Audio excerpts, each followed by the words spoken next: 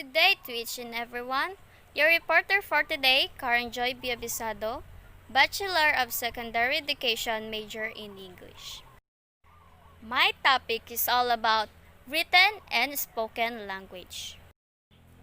But before we start in discussing written and spoken language, what is language first? So, language, it is a system of conventional spoken manual, signed, or written symbols by means of which human beings as members of social group and participants in its culture express themselves. The function of language include communication, the expression of identity, play, imaginative expression, and emotional release. Written language. So, written language. What is written language? Written language is the written form of communication which includes both reading and writing. Although written language may at first be considered to simply be oral language in its written form, the two are quite different in that oral language rules are innate whereas written language is acquired through explicit education. A written text can communicate across time and space for as long as the particular language and written system is still understood. It tends to be more complex and intricate than speech with longer sentences and many subordinate clauses.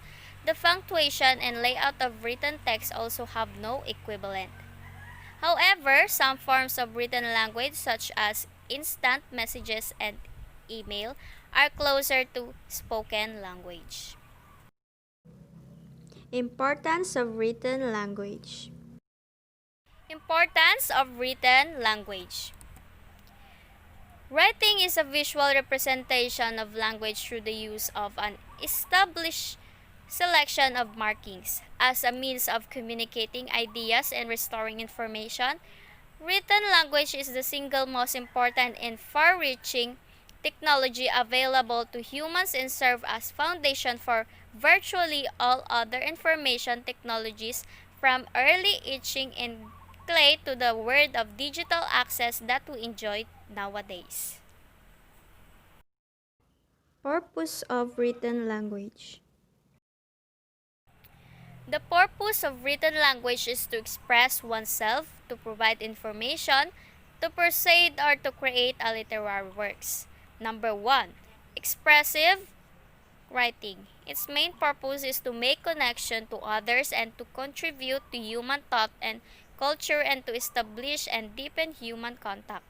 Example, email, Facebook, Twitter, blogs, and other.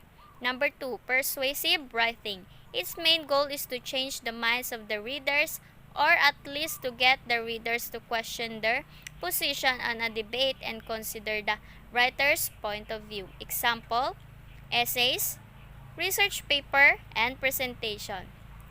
Informative writing. Used to explain something to the audience. Example, essays, presentation, and research paper. Literary work. A literary work is a form of creating writing as fiction or non-fiction. It is a form of writing that is not composition style writing but with the purpose to entertain more than inform. For example, plays and poems. 4 types of writing.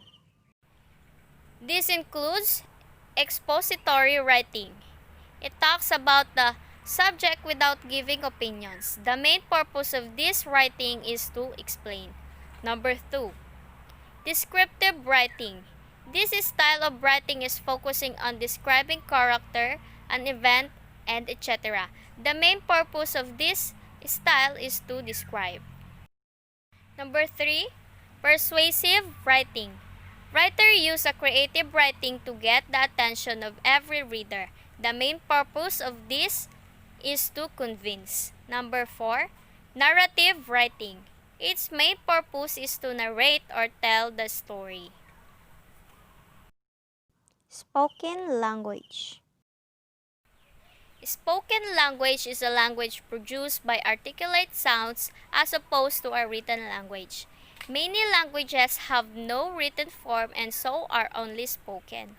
An oral language or vocal is a language produced with the vocal tract as opposed to sign language, which is produced with the hands and face only. There are two meanings of spoken language.